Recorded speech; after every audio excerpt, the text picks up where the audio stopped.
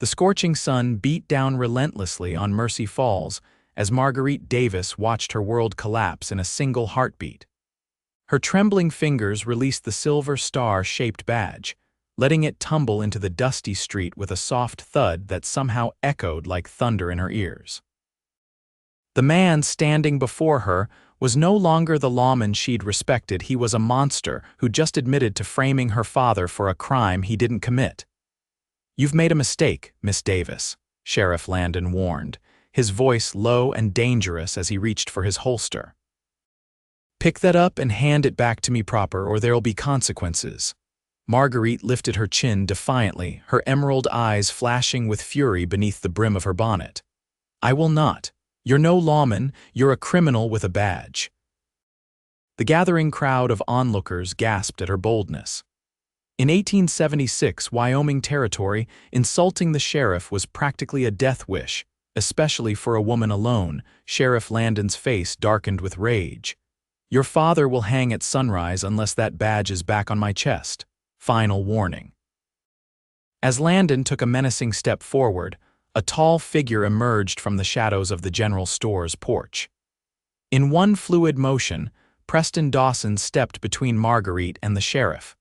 With deliberate slowness, he bent down, his worn leather boots inches from the discarded badge. When he straightened, he didn't offer the badge to Landon. Instead, he turned to Marguerite, his storm-gray eyes holding hers. "I only serve you now," he said, his voice carrying across the suddenly silent street as he tucked the badge into his vest pocket. The crowd's collective intake of breath was audible. Preston Dawson was known throughout the territory as the fastest gun west of the Mississippi, a former deputy marshal who disappeared from official service 2 years ago after a bloody shootout in Cheyenne. Sheriff Landon's hand hovered over his gun. "Dawson, you're interfering with the law." Preston didn't even spare him a glance. "Miss Davis, I believe we should discuss your father's situation somewhere less public." Without waiting for permission, he placed a gentle hand at the small of her back and guided her toward the hotel. Marguerite was too stunned to protest, her heart hammering against her ribs like a wild Mustang. "You can't just walk away, Dawson," Landon shouted. "That's official property of Mercy Falls." Preston finally turned, his expression calm but his eyes cold as winter frost. "Consider this my resignation from respecting false authority. If you want this badge, you'll have to earn it back. Until then, I suggest you worry about what happens when the governor learns what you've been doing in his territory." As they entered the hotel lobby, Marguerite found her voice. "Mr. Dawson, you've just made yourself an enemy of the most dangerous man in the county." His lips curved into a slight smile. "Miss Davis, I've been making enemies since before you were old enough to braid your own hair. What I haven't done in a long while is make a friend worth fighting for." Marguerite studied him closely, the sun-weathered face that spoke of years under open skies, the small scar along his jawline, the eyes that had seen too much violence but still held a flicker of honor. "Why would you help me?" she asked, genuinely puzzled. "You don't know me or my father." "I know enough," Preston replied, guiding her to a quiet corner of the lobby. "I've been watching Landon for weeks. Your father isn't the first innocent man he's railroaded, but if I have anything to say about it, he'll be the last." Marguerite sank into a plush chair, suddenly aware of how exhausted she was. "My father is scheduled to hang tomorrow. I came from Denver as soon as I got his letter, but I never expected." Her voice broke. "Tell me everything," Preston said, his voice gentle but firm. Over the next hour, Marguerite explained how her father, Thomas Davis, a respected geologist working for a mining company, had been accused of murdering his business partner. The evidence was circumstantial at best, but Sheriff Landon had rushed the trial through with suspicious efficiency. Father wrote that Landon and Judge Harmon seemed determined to see him convicted. He believes there after his claim he discovered a silver vein 3 weeks before his arrest. Preston nodded thoughtfully. "That fits with what I've been hearing." Landon and Harmon have been acquiring properties all over the county, some through suspicious foreclosures and convenient arrests. Can you help him? Marguerite asked, hope flickering to life in her chest for the first time in weeks. I can try, Preston replied, his expression solemn. But I need you to understand something, Miss Davis. I'm not a lawman anymore, not officially. What I'm proposing won't be entirely within the bounds of the law. The law in Mercy Falls seems flexible enough when it suits Sheriff Landon, she replied bitterly. Do what you must, Mr. Dawson. I just want my father free. As dusk settled over Mercy Falls, Preston escorted Marguerite to a small boarding house on the edge of town. The owner, Mrs. Fletcher, is a friend. You'll be safe here tonight while I make some inquiries. Marguerite clutched his arm as he turned to leave. Mr. Dawson, what you did today, standing up for a stranger, I won't forget it. His expression softened. Get some rest, Miss Davis. Tomorrow will be demanding. As Preston disappeared into the gathering darkness, Marguerite couldn't help but feel that her life had just changed irrevocably. What she didn't know was just how deeply that change would run. Preston moved through the shadows of Mercy Falls like a ghost, years of tracking outlaws serving him well as he made his way to the jail. The small stone building sat at the end of Main Street, a single lamp burning in the window. He knew the night deputy, Sam Holloway, from his martial days, a decent enough man who followed orders without asking too many questions. As expected, Sam was half asleep at his desk when Preston slipped in through the back door. Jesus, Sam exclaimed, nearly falling out of his chair. Dawson. What in tarnation are you doing here? Need to speak with Thomas Davis, Preston replied calmly. Sam shook his head. Can't do that. Sheriff's orders. Nobody sees Davis before the hanging. Preston placed Landon's badge on the desk. I outrank him now. Sam stared at the badge, then at Preston. You know that's not how it works. Tonight it is, Preston countered, his voice hardening. I'm not asking you to release him, Sam. Just 5 minutes of conversation. After a moment's hesitation, Sam sighed and grabbed the ring of keys hanging on the wall. 5 minutes. And if Landon finds out, I'll tell him you held a gun to my head. Fair enough. Thomas Davis was a frail-looking man with intelligent eyes that brightened with surprise when he saw Preston. Mr. Davis, I'm Preston Dawson. Your daughter sent me. Thomas gripped the cell bars. Marguerite is here, in Mercy Falls. She shouldn't have come, it's too dangerous. She's safe for now, Preston assured him. Tell me quickly what happened, the real story. In hushed tones, Thomas explained how he'd discovered a rich silver deposit on land he'd purchased for his company. Before he could file the proper documentation, his partner, Edward Wilcox, was found dead in their office, and Thomas was arrested for murder. Wilcox was planning to meet with Sheriff Landon that night, Thomas explained.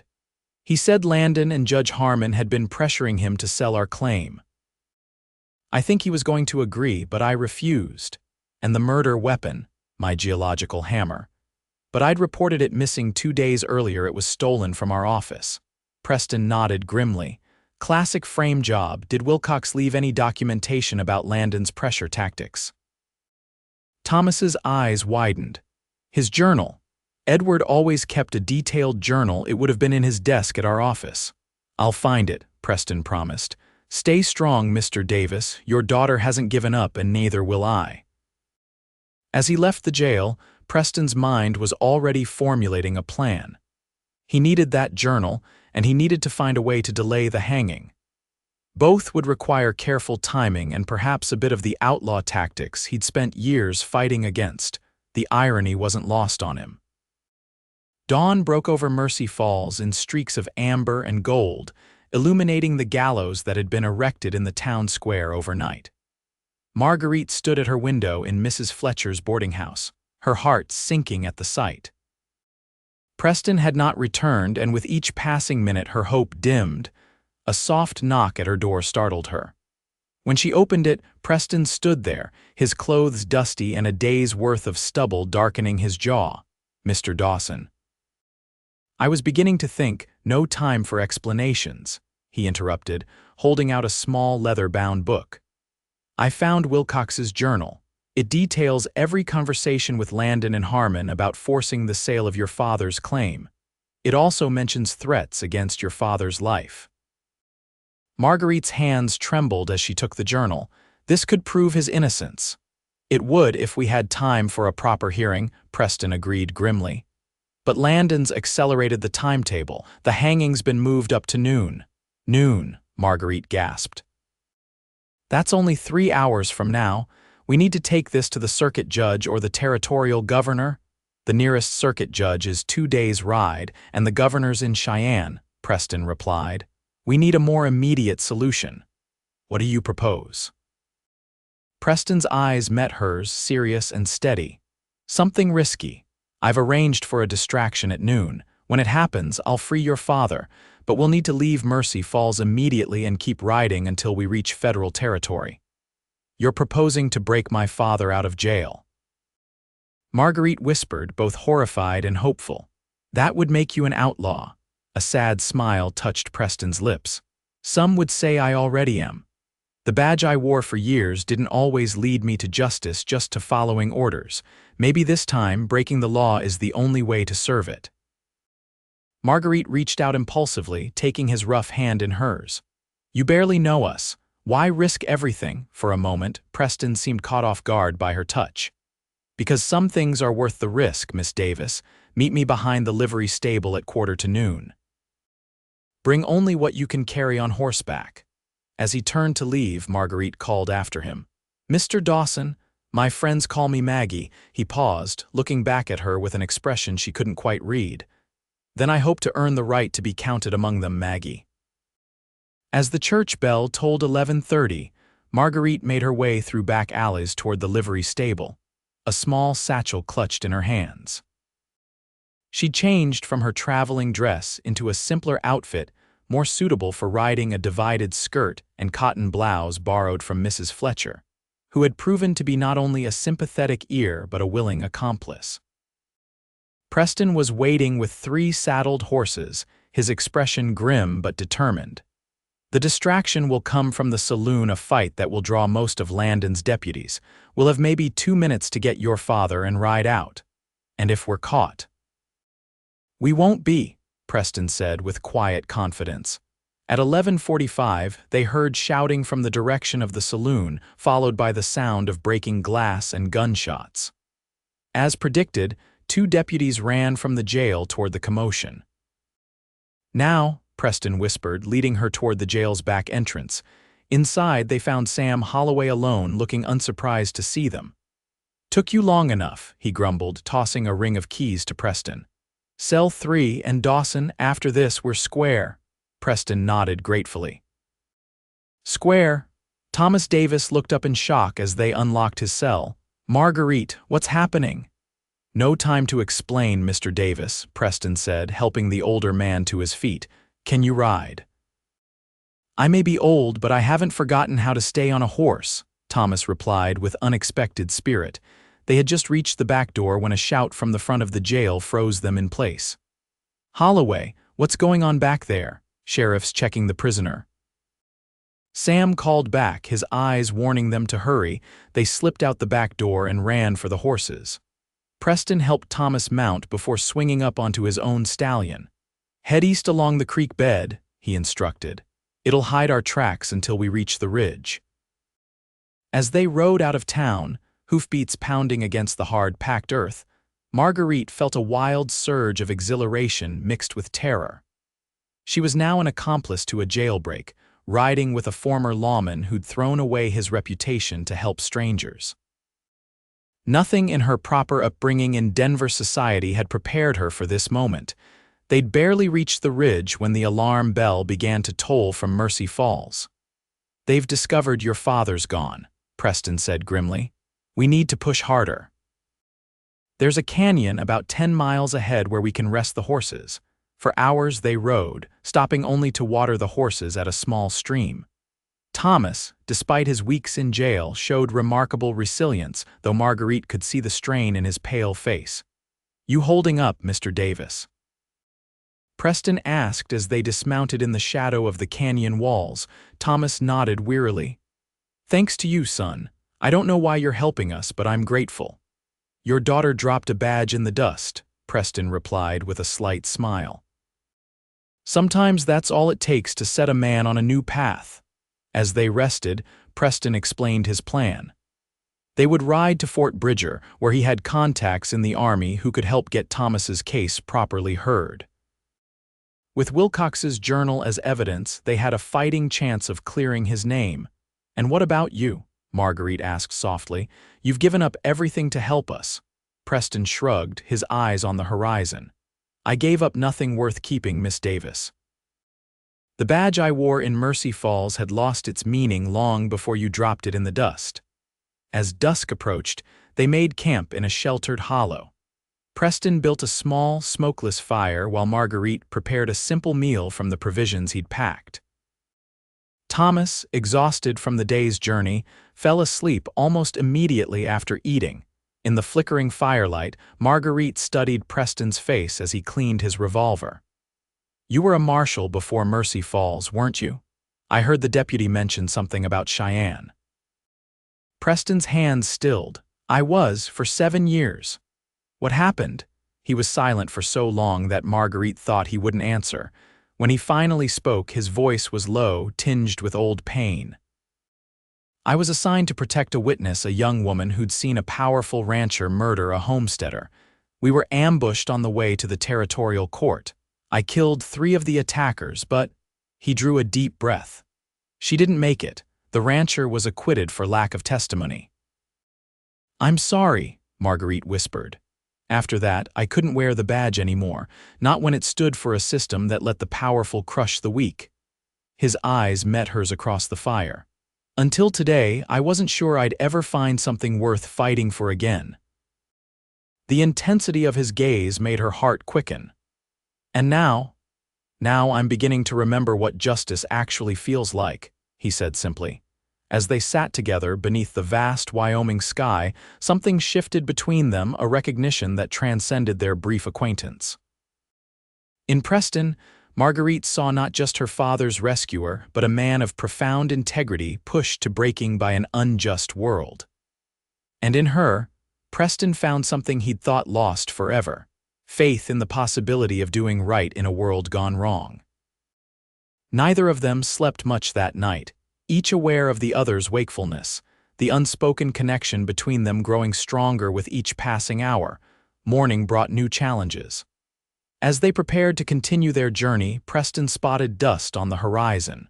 "Riders," he said grimly.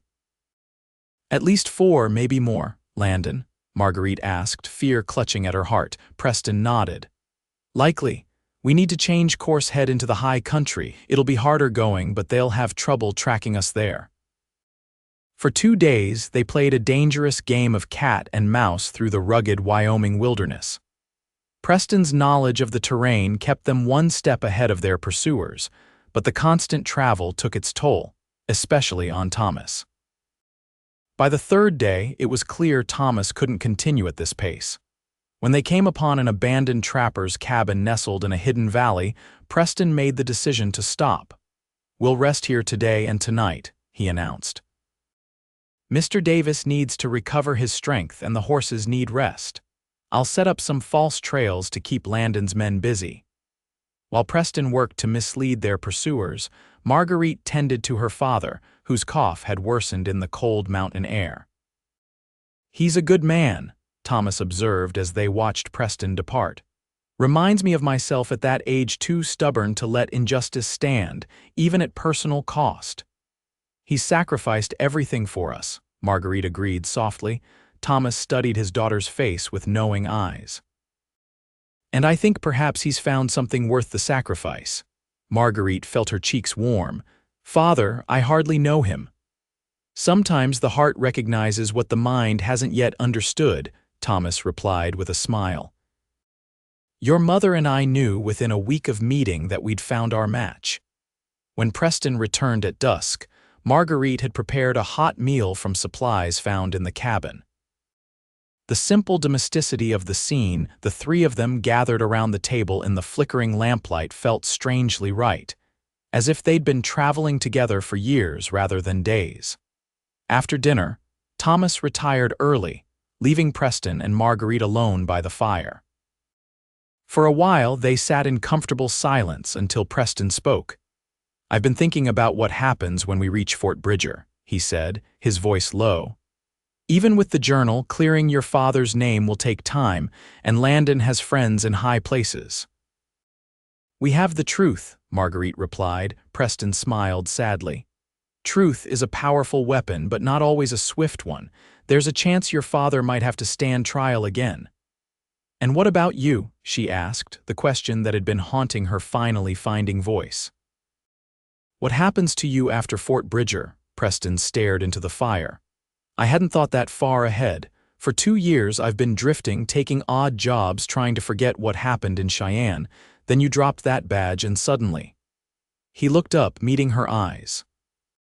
"Suddenly I remembered what it felt like to have purpose." Something in his gaze made Marguerite's breath catch. She moved closer until their shoulders were almost touching. "And when this is over, when my father is free, I don't know," he admitted. "But I do know that meeting you has changed something in me that I thought was broken beyond repair." Impulsively, Marguerite reached out, her fingers brushing his weathered cheek. "Then perhaps when this is over, we can discover together what comes next." Preston caught her hand, holding it against his face for a moment before gently kissing her palm. The tender gesture, so at odds with his usual stoic demeanor, sent a shiver through her that had nothing to do with the mountain chill. "I would like that very much, Maggie," he whispered. The moment was interrupted by the sound of a branch snapping outside. Preston was on his feet instantly, gun drawn. "Stay here," he ordered, moving silently to the window. Marguerite's heart pounded as she watched him peer cautiously through the dirty glass. After a tense moment, his shoulders relaxed slightly. "Just a deer," he said, returning to the fire. But the intimate atmosphere had been broken, replaced by the stark reminder of their precarious situation. "We should get some rest," Marguerite suggested reluctantly. "It sounds like we have a long journey ahead." Preston nodded, though his eyes lingered on her face as if memorizing its features. "We leave at first light, 2 more days to Fort Bridger if we're lucky." That night, Marguerite dreamed of a future she hadn't allowed herself to imagine, one where justice prevailed and new beginnings were possible, even for a disgraced lawman and a woman who dared to challenge corrupt power.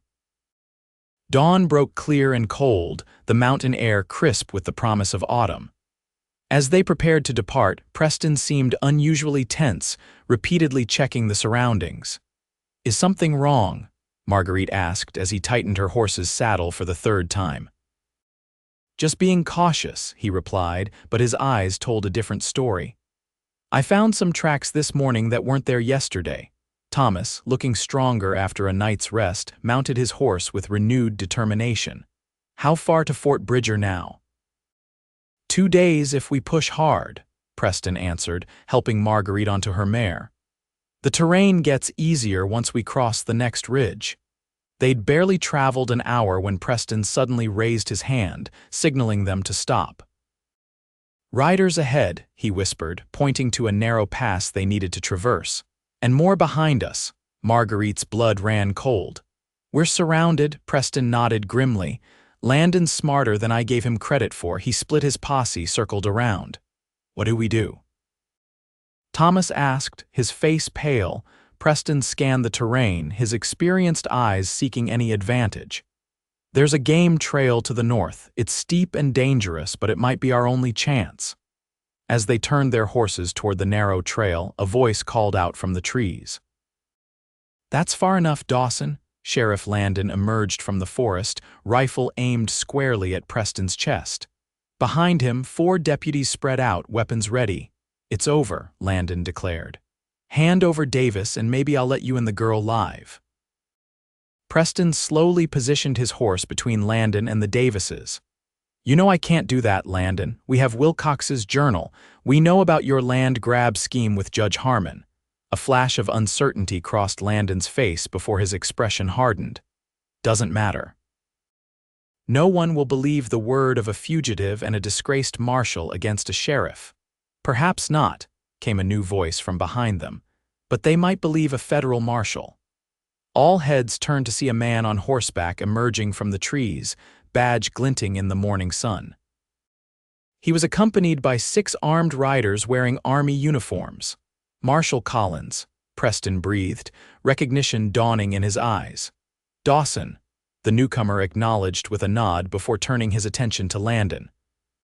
Sheriff, I have a warrant for your arrest on charges of corruption, falsifying evidence, and conspiracy to commit murder. Landon's face contorted with rage. This is my jurisdiction, Collins. You have no authority here. Federal crimes, federal jurisdiction, Collins replied calmly. Lower your weapons, all of you, it's over. For a tense moment, it seemed Landon might resist. Then, with a curse, he dropped his rifle. As the soldiers disarmed Landon and his men, Marshal Collins approached Preston. You're a hard man to find, Dawson. I've been tracking you for days. How did you know where to look? Preston asked, still stunned by the turn of events. Collins smiled. Got a telegram from Sam Holloway in Mercy Falls. Seems he had a crisis of conscience after helping you break Davis out. He sent me Wilcox's journal, or rather a copy of it. Smart man keeping evidence like that. Marguerite moved her horse alongside Preston's. Does this mean my father is free? Not officially, not yet, Collins replied. But with the journal and Landon's arrest, I'd say his chances look good. You'll all need to come back to Cheyenne to give statements. As the soldiers escorted Landon and his men away, Preston turned to Marguerite, his expression a mix of relief and uncertainty. It seems our journey has taken an unexpected turn, he said quietly. Marguerite reached across the space between their horses, taking his hand. The destination remains the same, Mr. Dawson, justice for my father and perhaps something more for us. A smile slowly spread across Preston's face, transforming it in a way that made Marguerite's heart skip. I believe I'd like that very much, Miss Davis. 2 months later, Preston Dawson stood on the platform of the Denver train station, adjusting his new suit nervously. After Thomas Davis's name had been officially cleared, Preston had been offered reinstatement as a federal marshal, a position he'd accepted after much consideration, and a certain persuasive conversation with Marguerite. The Denver-bound train pulled into the station with a screech of brakes and billowing steam. Preston's heart quickened as passengers began to disembark, and then he saw her Marguerite, radiant in a blue traveling dress, her father beside her. Mr. Dawson, she called, her smile brightening as she hurried toward him. Or should I say Marshal Dawson? Preston took her gloved hands in his, drinking in the sight of her. The badge is just metal, Maggie. It's what's behind it that matters. Thomas Davis shook Preston's hand warmly. The mining company has offered me my position back, with a significant raise and apology. It seems having a future son-in-law in federal law enforcement makes them especially eager to demonstrate good faith. Preston raised an eyebrow at Marguerite. Future son-in-law? Someone's been presumptuous. Marguerite laughed, the sound like music after the hardships they'd endured. Merely hopeful, Mr. Dawson. A woman can dream, can't she? As they walked arm in arm from the station, Preston felt a contentment he'd never known before. The badge in his pocket was once again a symbol of honor rather than compromise, and the woman beside him a reminder that sometimes the greatest journeys begin with a simple act of defiance, like dropping a tarnished badge into the dust of a corrupt town. I meant what I said that day in Mercy Falls, Preston told her as they stood before the carriage that would take them to the Davis home. I only serve you now, badge or no badge, that will never change. Marguerite's eyes shimmered with emotion. Then I believe, Marshal Dawson, that we both have found something worth serving for a lifetime.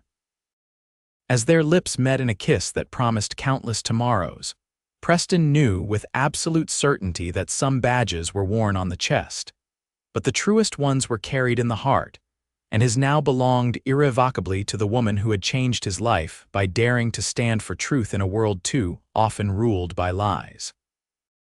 In the years that followed, the story of how Marguerite Davis dropped a badge in the dust and found both justice and love would be told throughout the Wyoming Territory, a reminder that even in the wild frontier, courage and integrity could triumph. and that sometimes the most unexpected beginnings led to the most beautiful journeys of all.